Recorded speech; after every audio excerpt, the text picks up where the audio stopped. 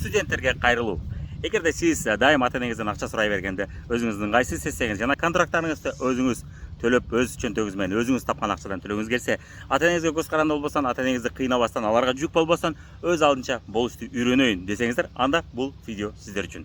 Бизде толгон токой студенттер азыркы учурда онлайн нолдон бизнес баштап, биз менен эч кандай акча салбай, эч кандай тобокерге барбай, акысыз онлайн сабактарыбызга катышып, онлайн интернет дүкөн менен иштешип, отуруп акча табышты үйрөнүп алып, өз турмуштарын жакшы жакка өзгөртүп атышат. Алардын бири мисалы үчүн Динара Полотова бир убакта студент кезинде медицинада окуп жүргөндө кошумча акча табыш булактарын издеп жүрүп, мына онлайн иштеп үйрөнүп алды.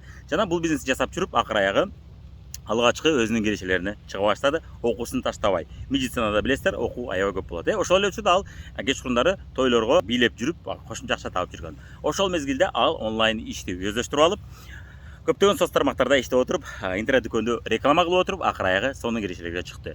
Арасында натыйжасында бир жылдан ашык иштеп отуруп, 100 миңден чоң киришелерге чыгып, өзүнүн каалаган алгачкы батирин алды. Андан кийин өзүнүн автоунаасын алды жана өзүнүн сулуулук салонун ачты.